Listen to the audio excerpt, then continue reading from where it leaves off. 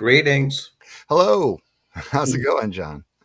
Outstanding, young man. How are you? I'm good. I'm doing very well. Enjoying summer break. My kids are out of school and we're in the full swing of it and just kind of yeah, enjoying that time.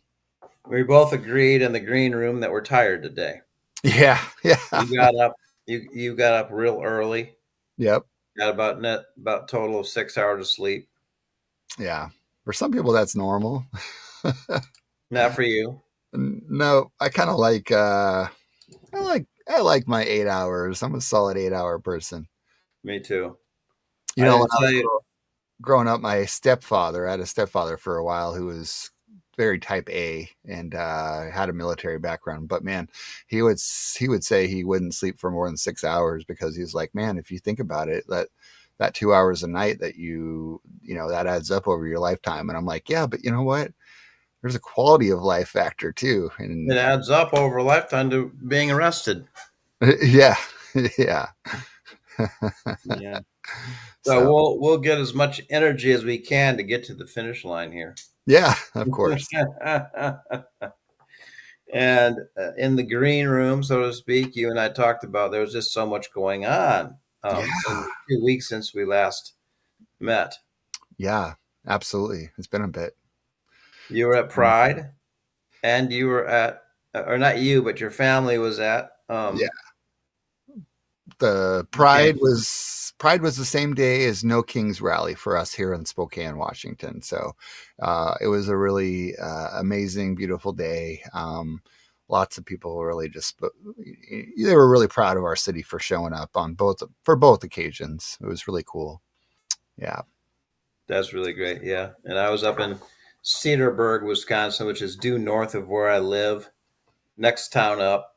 And Hmm. it's just really enchanting city. Yeah. It's probably my favorite city of all the cities that ring around Milwaukee, and there's probably Okay. like 20 different communities. Yeah. Um, but 750 of us. Hmm. What I love was that we met at 10 and we put in a lot of energy Yeah. till 11, and then the headmaster said, "Okay, it's over now. Thank the police as you leave, and drive safely home." Yeah. And that street was completely empty of protesters within 2 minutes. Oh I thought, wow. So what an everyone's obedient group of people. yeah, Everybody very got peaceful. yeah, everybody got into their cars and drove off. Yeah. I went off to the library. So So yeah, it was peaceful, and that was the theme I heard from everywhere was whether it was Pride or Pride and No Kings. Everybody, was very peaceful. Yeah, and what a crazy backdrop for that day too. Having woken up to hear of two of assassination there just in your neighboring state there, huh? yes, mm, Yeah. just terribly sad. Yeah. Killed them. Right. And I didn't know he'd been captured. Mary just told me that today. Yeah, I think it was what a day, 2 days Oh, was later. that I was think he that was turned that himself quickly? in. Oh, did he? I think so. I think he turned himself in. Just shy of 2 days. Yeah, but awful. That's the what a interesting parallels, right? We talk about the No Kings and how it was a very peaceful protest. It was on the heels of everything happening in Los Angeles, and everywhere across the country was very peaceful, very, obedient. For the most part, I mean, you didn't hear a lot of craziness, and then yet, those who would be on the opposition actually, instead of counter protesting, some people took things to an extreme or a individual, which I mean, let's face it, that's kind of par for this political alignment right now. The fascist. Yeah, the fascist movement. fascist movement. It's Yeah, very much shock and awe. Um, yeah, whether it be an assassination by somebody who identifies with that movement, um, or the extremes of starting another war in the Middle East. yeah. That's the big topic for us today. It's not Yeah. where we're going to dwell on a good part of the time, but I've devoted a poem to it anyway. Okay. But we're in war, Right. and we didn't consult. Trump didn't consult Congress as he's supposed to do. Right. Other people, other presidents have done this, but since I don't know who it was, Biden or Obama, kind of did some activities, it was stated Mm-hmm. you've got to consult Congress, and Yeah. Trump didn't do it. And now today, I don't know if you've heard, but Iran has struck a military base in Qatar. Yeah. I heard that, but I haven't heard anything to the extent of how successful they were. If Me they, either. yeah, it was there anti airstrike measures taken to prevent casualty, or yeah, Let's hope. And yeah, I learned about Iran. It's a huge country. mm-hmm. It's like the size of France and Germany Right, put together, I heard, and there's yeah. 90 million people. Now, did you say you live there? I lived in Riyadh, Saudi Arabia in the '90s when I was Yeah, a teenager. Saudi Yeah, Arabia. spent a Okay. couple of years there. Did you fly right in and fly right out, or did you step foot in any other country? Oh boy, I actually only visited one other little country in the Middle East, which was much more progressive at the time. So we would spend holiday there. Which was? Bahrain, yeah, Yeah. and that's right in the Gulf there, just off the coast of Saudi Arabia, so in the Persian Gulf. Very small island country. I mean, I think you can drive around the island in half a day. So Beautiful. yeah, All right. Well, I've got this. It's the lyrics to a song, okay, a little background on it. Um, I grew up in a Republican home, okay, and the neighborhood was Republican. There was a woman 3 blocks away who was rumored to have voted for McGovern. Okay, a Democrat, and that uh-huh. was notable because she broke from the mold. From her community. And then my parents joined a country club as I was growing up, and I'm walking out there, and all these Cadillacs, Lincolns, and oh, there was another car. I think it was a Thunderbird Mm, out there. You know, I'm sure that was all a Republican. yeah, So I have no concept about how to right. think critically. And along comes this voice, 13 years old, Mm-hmm. Bob Dylan, Yeah. and spins it 180 degrees. I'm like, Mm-hmm. oh, you can think this way? Are you kidding me? I didn't know this was possible. Yeah. And it was critical of the war in Vietnam. Oh, Right. now I got to pull it up here. Where are you? There it is. Masters of War. Um, and another thing just to note, this is when he was 22 years old, Wow. and he was considered, his first album was considered a flop. It was a flop, sold 10,000 copies. Sounded like a hillbilly, you know, and that's what people said. He sounds like a hillbilly. And then all of a sudden comes this album that has Blowing in the Wind in it, and this song called Masters of War. Come, you masters of war, You that build the big guns, you that build the death planes, you that build all the bombs, you that hide behind walls, you that hide behind desks. I just want you to know I see through your through your masks. You that never done nothing but build to destroy. You play with my world like it's your little toy. You put a gun in my hand and you hide from my eyes, and you turn and run farther when the fast bullets fly. Like Judas of old, you lie and deceive. A world war can be won, you want me to believe. But I see through your eyes and I see through your brain, like I see through the water that runs down my drain. You fasten all the triggers for the others to fire.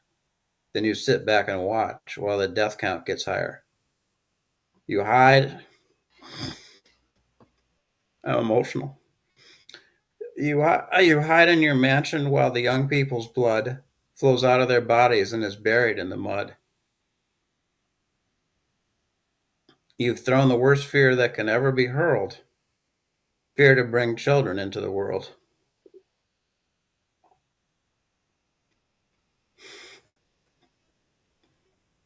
For threatening my baby unborn and unnamed, you ain't the worth the blood that runs in your veins. How much do I know to talk out of turn? You might say that I'm young. Oh my goodness, I can't believe it. I just lost the lyric. Let me pull it back up. Okay, I got it. Uh, how much do I know to talk out of turn? You might say that I'm young. You might say I'm unlearned, but there's one thing I know. Though I'm younger than you, even Jesus would never forgive what you do. Mm.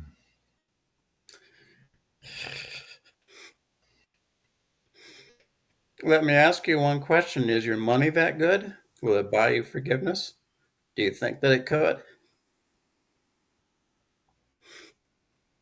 I think you will find when your death takes its toll, all the money you made will never buy back your soul. And I hope that you die.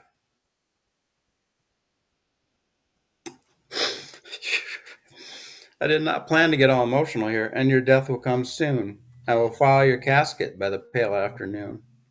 And I'll watch while you're lowered down to your deathbed, and I'll stand over your grave till I'm sure that you're dead. That's it. Wow. Love it. Obviously, I find it to be galvanizing. Yeah.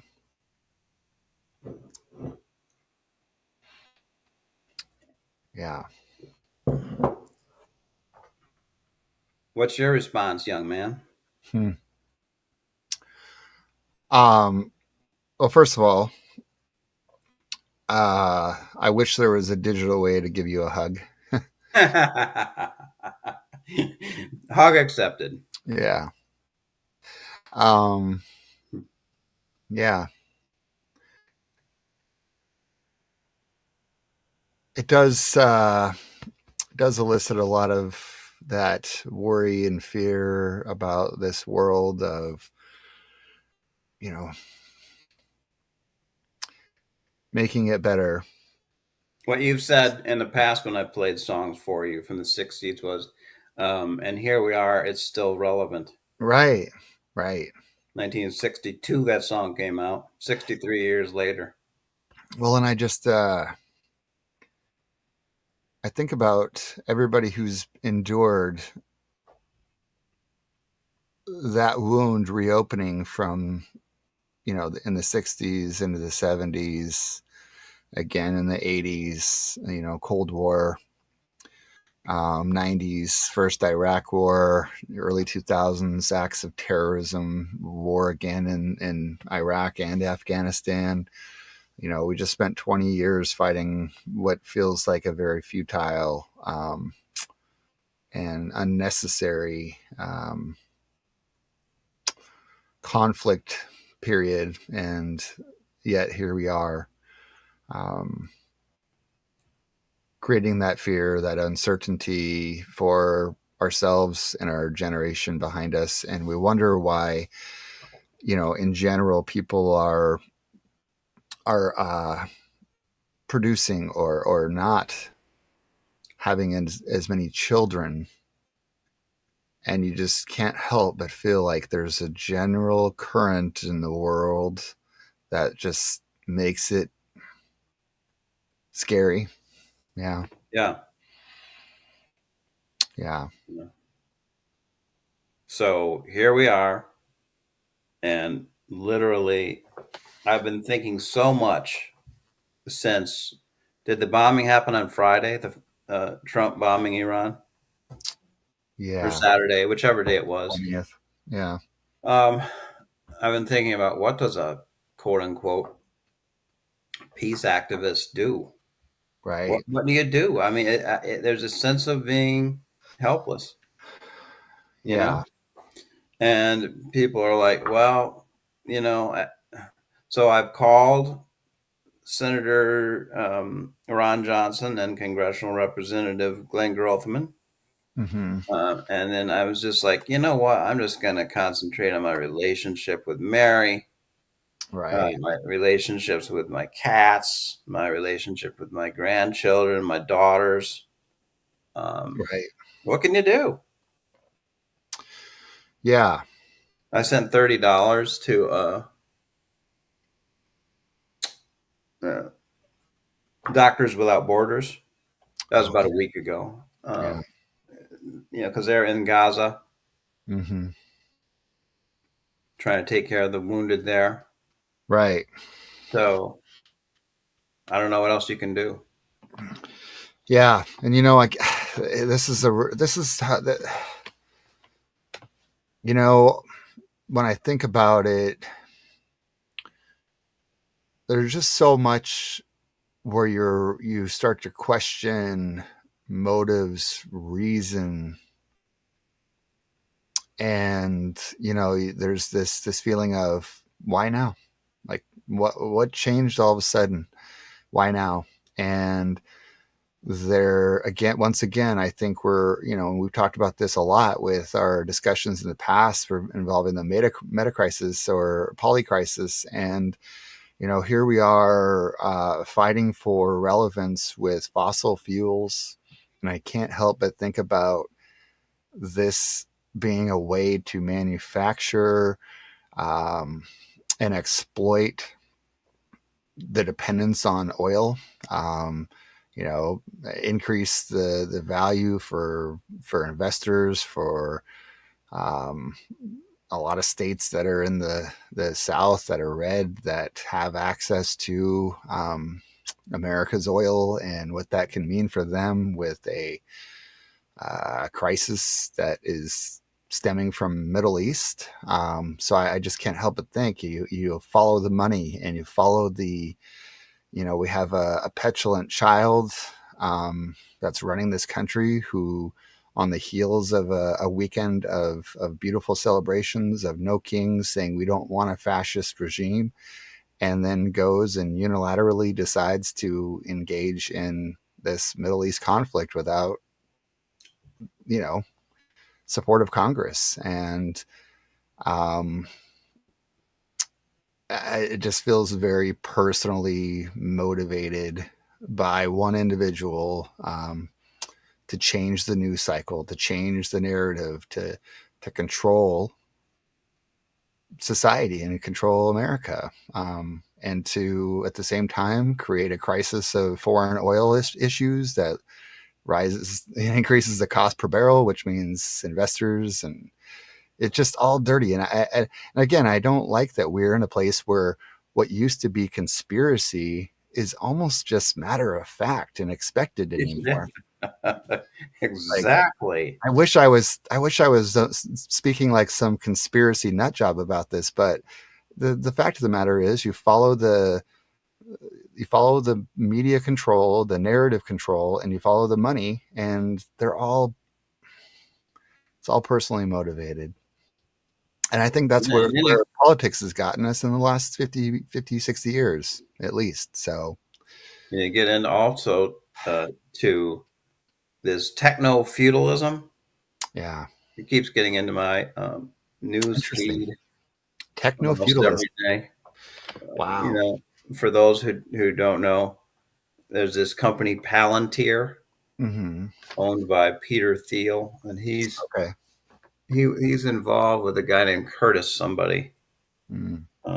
Can't remember Curtis's last name, but they basically, I mean, it's just as cold as you can possibly get. Doge basically dug up uh, our information Mm-hmm.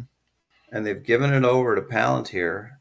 They're going to have us all surveilled and our activities and our preferences recorded, and Yeah. then they can basically shun people that they want to shun who Mm-hmm. like aren't in line with Trump and the Right. feudal overlords. And it's just becoming billionaires controlling the world with iron fists. Yeah. You know, Absolutely. so I called Glenn Grothman and Ron Johnson about the bombing. The main Mm-hmm. thing I said there was, I said, how do you feel about the fact that Trump didn't consult you when it's your job to be consulted, advice and consent, the Constitution? The second thing I did, I said, I called about this techno feudalism, and I said, how do you feel about the fact that you, even if you are a Republican and a conservative, voted for Trump, they're still keeping records on you and your family. Right. Don't be fooled. Trump has no loyalty. He's Right. got you surveilled, guys. Mm-hmm. How do you feel about that? You gonna step up with some balls Yeah. or no? Right.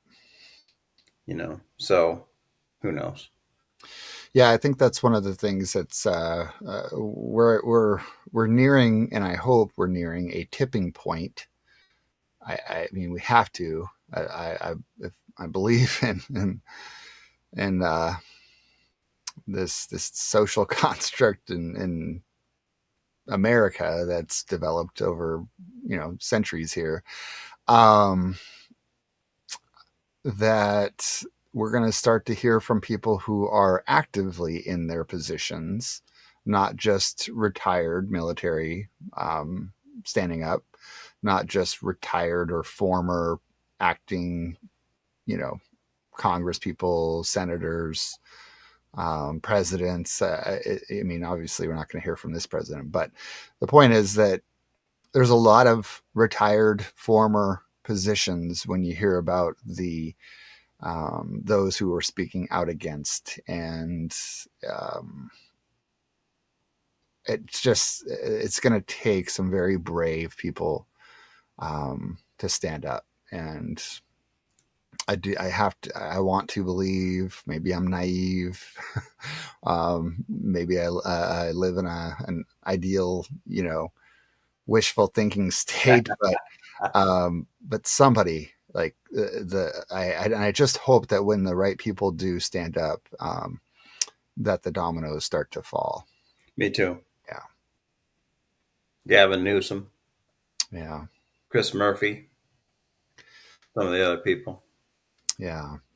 So, Hmm. All right, young man. We've so what only else? been on the air for 24 minutes. Hey, that's not bad.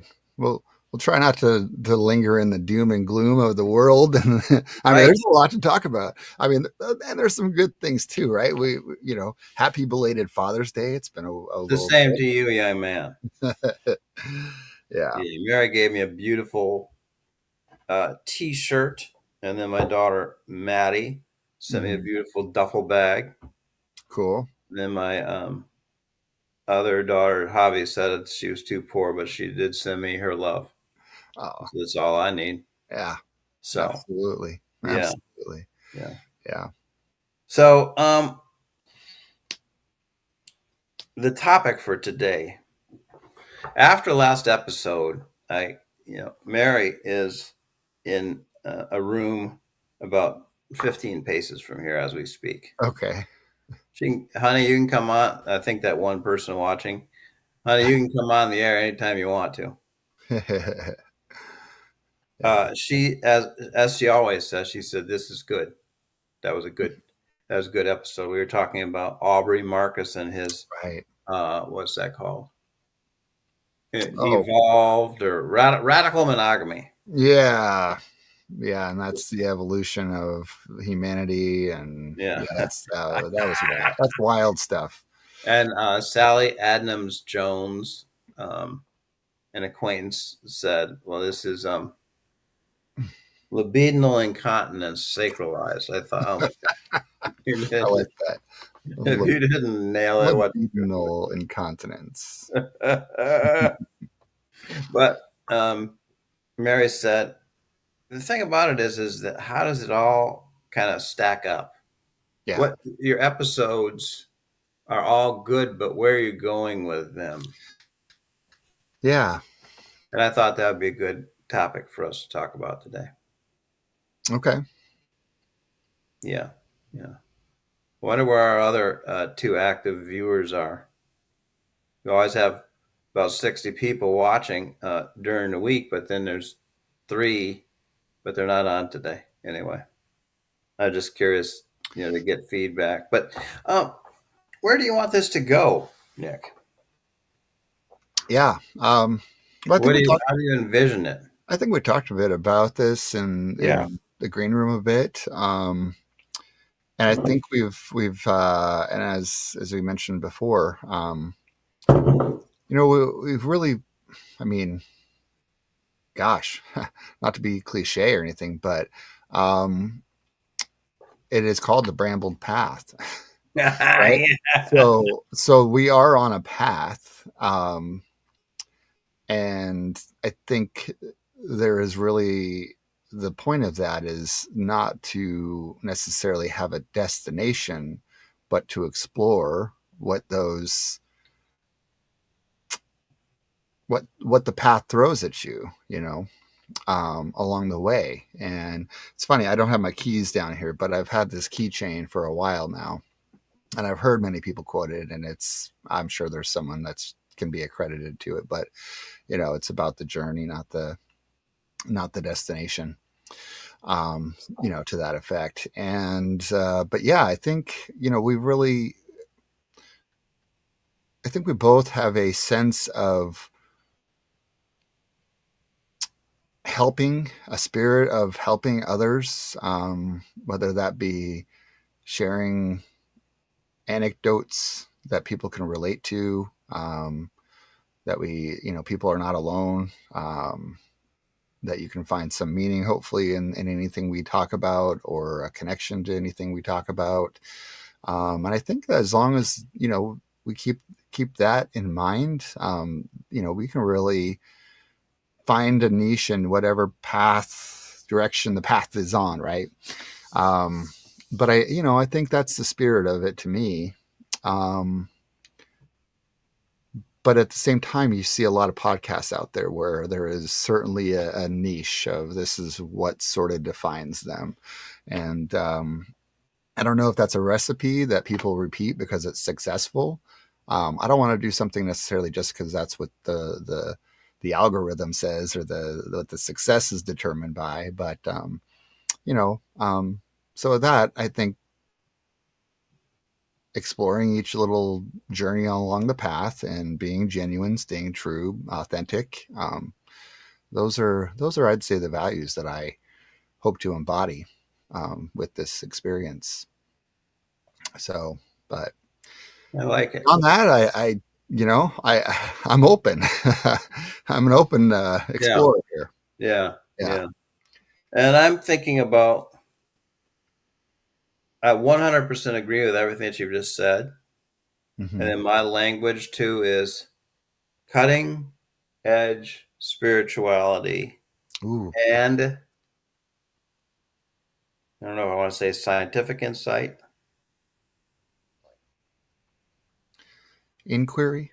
mind Mhm. inquiry, uh, in the face of the polycrisis, Right. metacrisis, the pickle. Yeah. The pickle. Yeah, absolutely. The pickle. How to be, like I was saying, um, how do you respond to the fact that the United States is now entering into a catastrophic war with Iran based on somebody's crazy, crazy ego? Yeah. How do you then um, get up and go to work in the morning? Right. What do you do? Mm-hmm. Um, so that's where we're going, I think. And now, Mary, are you watching? See if we can get Cats up to maybe make a comment.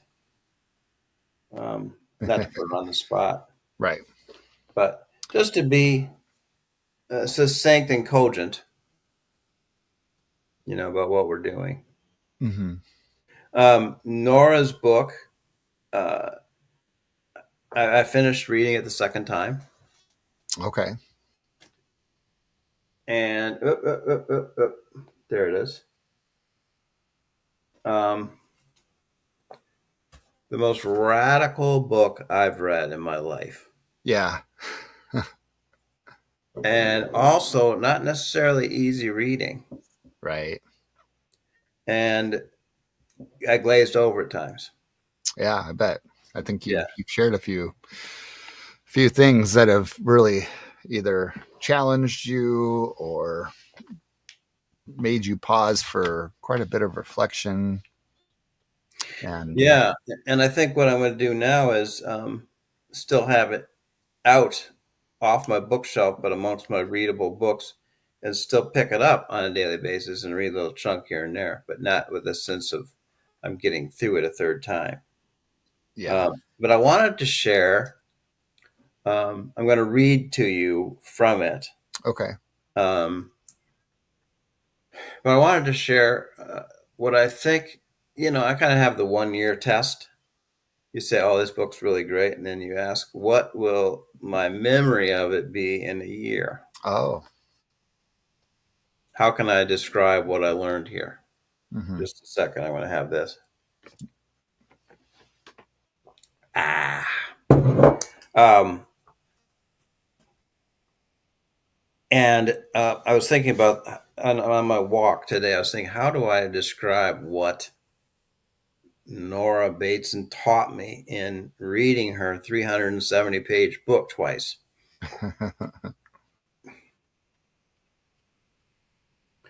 She says, you have to commune before you can have community. mm. Now, here's the thing about this 370-page book. Just about every sentence is that profound, Yeah. and they mushroom cloud together. Mm-hmm. But what I'm going to remember is she talks about meadows and forests. Mm-hmm. She talks about the soil, the bacteria, the bushes, the trees, the plants, the sunlight, the water, um, whatever animals come through, Mm-hmm. the fungus, the worms, Yeah. communing with one another. A meadow meadows effortlessly. Oh, yeah. A meadow doesn't say, okay, let's be a meadow. Right. Let's go to and the same with the forest. Let's Mm-hmm. go to a committee that will come up with 6 action points and do those. And then um, let's do measurables 3 months down the road. Right. No, a meadow and a forest commune with one another tenderly, automatically, Mm-hmm. and it evolves and it grows and it flourishes. Yeah. It's very instinctive, intuitive. Ooh, Yeah. instinctive and intuitive. Both are very on point. Yeah. Yeah. So then, so reading this book and thinking, okay, we've got a absolute catastrophe in the Oval Office. And we've got people like Stephen Miller that just want to torture black people, Yeah. brown people. So what do you do?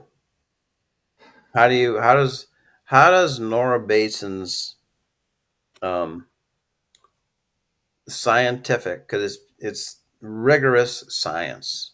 Right. How do I take that and put it into my daily life? It's really a challenge. And two times through the book, I Hmm. don't have the answer. Oh, okay. But I know that she uh, has impacted my thinking. Yeah. Um, you have to commune before you can be community. So my grandson calls me most days. And when he does call, I could um, say to myself, that's interrupting my day. Mm. I've got stuff to do here. Got a checklist. Even retired people have checklists, Nick. Yeah. Uh, um, or I could decide I'm going to commune with this guy. I'm going to be on his level as Hmm. he shares me what he's thinking about and valuing and hear him out. So he calls me yesterday and he says, I want to have 300. I want to be the CEO. He's 11 years old. He knows about CEOs. I want to be the CEO of 300 companies. Woo. I want to make $2 trillion. And Grandpappy, I'll give you $200 billion. Oh, I said, heck that yeah. works. That works. You do that. He says, I want to get a gold hat. He wants a gold hat. And he wants to have the best perfume cologne in the world. So Oh. when he walks down the hallway, people will say, there goes a famous person. So uh, I'm just thinking about Nora Bateson, and I'm thinking about you got to commune before you can have community. And I just opened up to it, borderline ecstatically, and Yeah. just thinking, yeah, that's what you got to do. I said, but 300 CEO positions might keep you too busy. Yeah. I think just two. Right. He goes, but then I won't make $1 trillion. I said, yeah, I know, but you might make a billion. Mm. And a billion is probably good enough. Yeah. And then give a lot of it to me. He goes, of course, of course. I say we'll both wear gold hats. Nice. And Nice. then Oh, literally, Nick, I also was thinking about communing with my cats. yeah. I'm just thinking about how do I enact Nora Bateson's vision in this world. One of the things that she says is go underground. Mm. She says that a lot. Go underground. Mm. Uh, be unknown and you know uh, function that way. Commune, and I was just like, yes, yes. Yeah. With my neighbors, we had a neighbor over for lunch last week. Yeah. She lost her husband a year and a half ago, something like that. Uh, just a hilarious person, and I just was open to communing with her Yeah. and thinking of my brain, thinking of my mind as a meadow. Hmm. In other words, um, the plants, the soil, the worms, the fungus, the rain.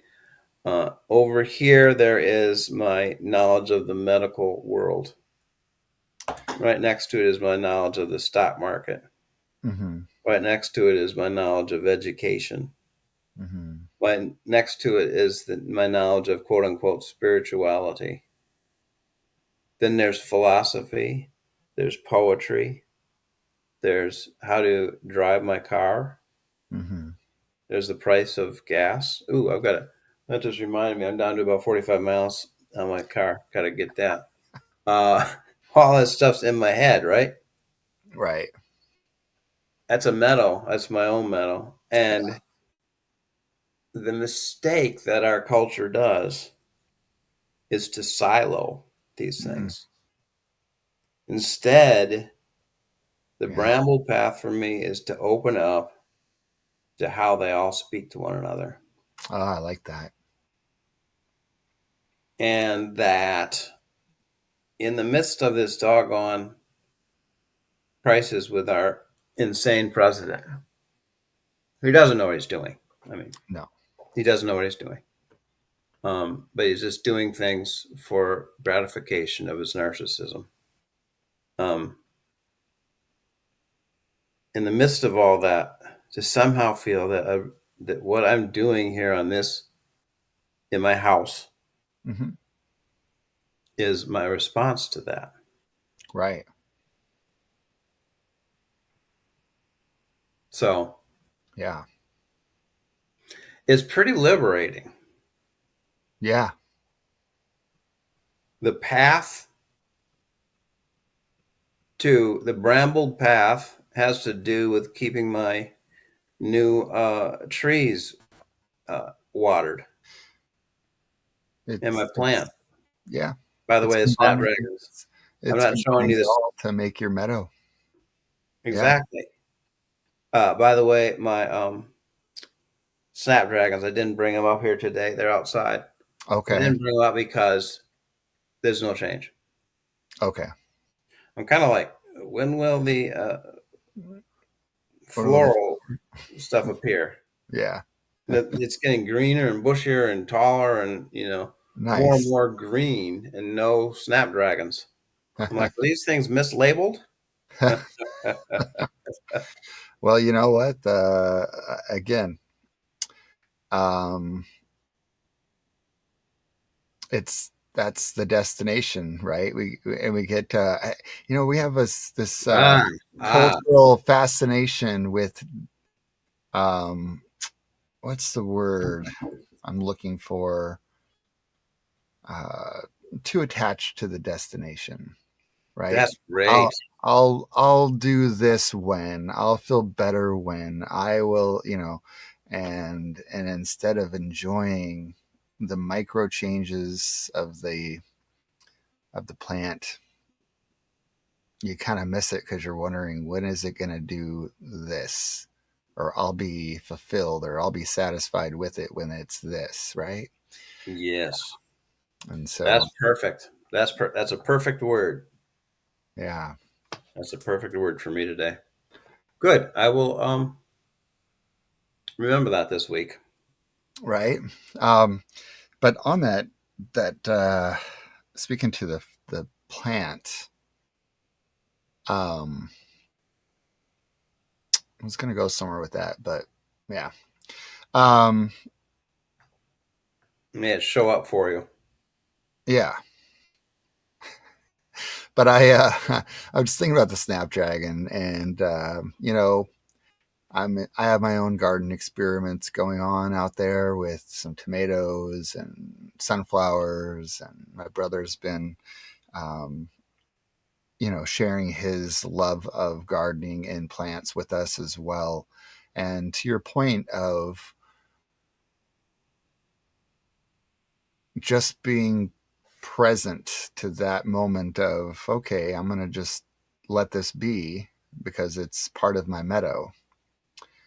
Um, it really is a liberating feeling when you do recognize that you're just being present with the present. um, allowing that meadow to develop or the combining to happen, and appreciating each of the elements of it. Absolutely. A really, Absolutely. yeah, it's just, and it does allow, I think it allows for me to kind of tone down the stress of the world, of everything going on. Right. Because you do have to balance. We can't be strung out and stressed about everything happening, and you can't necessarily be dealing with nervous energy if I have to do something about this all the time. Like that's just not healthy. It's not helpful. And I mean that's what burns people out.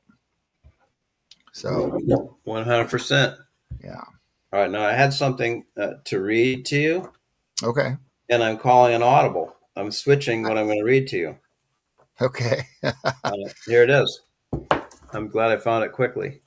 I was going to read something, which I'll read next time. As I was reading it, I was thinking to myself, this is much like Desiderata. Do you know Desiderata? No, I don't. College dormitories when I was in college had every third girl had her collection of Bread albums, and Bread is a famous group, and she also had Desiderata poster. Okay. Go placidly amidst the noise and haste is how it started. Okay. Um, and as I was reading Nora, I was like, this is as good as that. It was like a medieval writing that was found. Hmm. But I'm gonna, because we're talking about the metal, Yeah. I'm switching over. Okay. Oh, the Meadowverse. Oh my Yes, goodness. Oh boy. I isn't like that it. great? Yeah. The metal verse is beautiful. And I read this and I thought I got to read this out loud. So it'll take a few minutes. Okay. Are you ready? Yeah. I want to be the soil that is alive with a world of organisms, and I am. I want to be the water that is the current of time, and I am. I want to be the green leaves tipped toward light, and I am. I want to be the rotting log with fungi and insects throughout, and I am. I want to be the deep roots finding darkness slowly in hard earth, and I am. As we all are forests. The day began with such unusual light. The sun was in a moonish mood, like a form fitting dress. The atmospheric luminosity set off the shape of the sun's belly, a wistful reminder of elusive warmth on a frozen December morning. Again, an ancient, the miracle of the seductive tango between earth and sun, fire and dirt, light and water, creekside, from and through water, the slippery stones, the leaf that is carried, my blood, your tissue, the roots reaching, light, paths to moon, moon horizon, still, trickle, gush, turning and swifting around obstacles, chilled air with earth tones, life itself. We are liquid. The Mm. tall grass is still green. Summer is still nostalgic, even in these times. The warm dust is weaving yesterday's rain. Like a tourist, I romance the notion of the wilderness, capture it in pictures, as if I would otherwise forget. But I live here. Have I already forgotten it? Stitching the soil back into my shadow, noticing there are pebbles in my shoes. Trillions of organisms in and on my body are communing. I'm not a visitor, but always a host and always a guest. Honor, celebrate, dance, love, embrace, sing, tend, write our fantastic membership, contemplate, and draw. In the ongoing movement of living interdependencies, of millions and millions of organisms, learning and shifting as time swirls through us, membership in ecologies of being. In a blink, the whole forest is readying to descend to the roots and go underground. I am a soggy leaf on the forest floor. I am arms of pillowed warmth. I am lostness. I am a flapping, billowed sail of a ship in a storm. I am an earthworm. I am sticky honey with lime and cayenne. I am an old book with delicate pages. I am nothing. I am rooms of muddy boots. I am in. Light on water and stone, just ising. Small and epic stories pass. There's so much to do now. There just is. Pooled reflections cannot shake ancient geology. Together they just are. Things change. They just do. A leaf floats, the year behind, the year ahead, forest walking, throwing a big stick for the joyous beast, unbounded, bouncing with no because.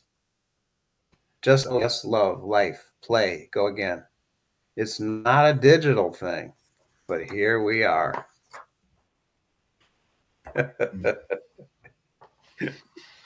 That's an awful lot to take in, Yeah. but you're a real bright guy. Yeah. Wow. Um, that's there's a lot of imagery in that. Yeah. To me, it's worth reading like every day. Yeah. The metaverse. It really, when you throw something as massive as a verse into something like that,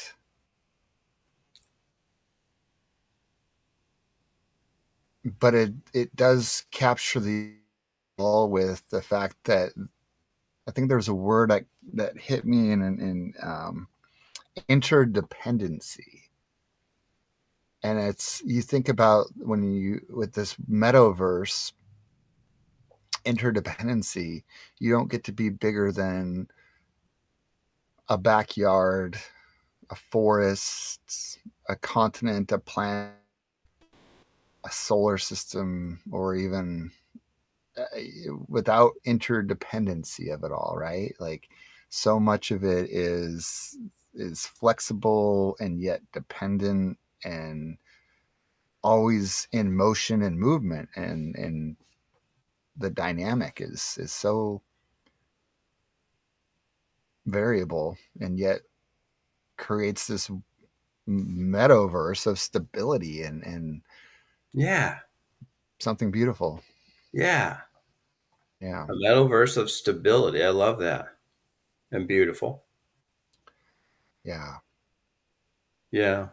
So, Very cool. I like that. celebrations. The Brambled Path is about celebration of the metaverse in our minds That's right. and outside of our minds. Yeah. It gives Yeah. you something to cultivate, something to strive for that doesn't feel, I don't know, like you're going, like you're looking for a destination. Yeah.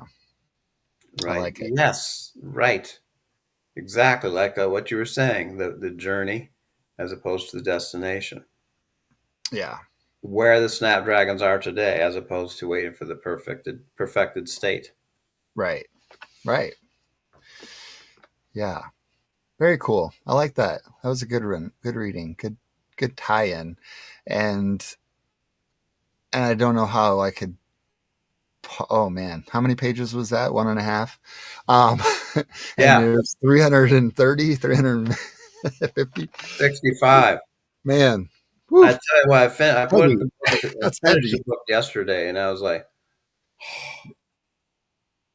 Yeah. man, I tell you what, I should get a medal for getting all the way through. I was gonna say there's got to be some sort of club where, when you've read it and you've read it twice. Those who have read combining twice, Yeah. welcome to the group. You get a Purple Heart. Yeah. Now, Mary had another observation for us, Okay. which I'm decreeing that we're going to put into action right now. All right. I Unless you like it. want to object to it, I'll tell you what it is. When we draw near to the end of the show, Okay. to summarize what we've said. Oh, Does that sound good? yeah. I'm down. I'm down. So, what we've said, what I'll remember 3 days from now, how the show go. I thought it went well. Nick's always very amiable and bright. Um, I we talked for a little bit about where things are in the world, Right. and we talked about the uh, Pride Fest and the No Kings. Mm-hmm. In contrast, I don't think we mentioned the military parade, but in contrast to Trump and his madness, and then we talked a little bit about the bombing of Iran and the dangerous world that we're living in and how to live in it. Yeah. I read a beautiful poem that was a song, Masters of War, that I needed at age 13, And you needed today. At what age? 67, Mm-hmm. 13 to 67. Yeah. Yeah, you needed it at 13, and you needed it today. Yeah, it spoke to me deeply. Yeah, Um, there was a release there. There was a you didn't know you needed it until that's right. you had it, and I you're like, thought, well, this is a very apt and pertinent, and then all of a sudden, well, that goes back to what we something else I will recap, and that is just to do things, and nobody says you have to do it well or with a end state or goal in mind, but to be genuine and authentic. And you took that genuine and authenticity to the what I think is the ultimate state of vulnerability. yeah, um, and that's a beautiful thing. yeah, So I know that we didn't have a lot of viewers live today. um, but yeah, that is, if there's something to recap, it's that this is a place where it's okay to be vulnerable, and to ignite some feelings, whether yeah, you realize you had them or not. So right. And yeah, then there is uh, what you say, communing is um, comes before community. commune before community. Yeah. Yeah, we need to commune, and you look at the way things are in our life these days, and you want to press a button Mm-hmm. and make Donald Trump the embodiment of wisdom and compassion, and Stephen Miller the uh, leader of inclusivity. Right. But you can't do it, and so it's just like, oh, I got to wait a year and a half before I can pull a lever again in a voting booth. Yeah. Um, Well, but hopefully. right, hopefully. But in the meantime, to commune with one another, Yep. to listen, even with our animals, even with our plants, Yeah. with our neighbors, no matter what their flag is, Mm-hmm. um, and so on and so forth. Yep. Yeah. Did I summarize? You did. You did. Okay. Yeah. I'm And then we definitely heard gonna the I'm gonna take metaverse. that. I'm gonna take that with me, because I think I needed that a little bit right now.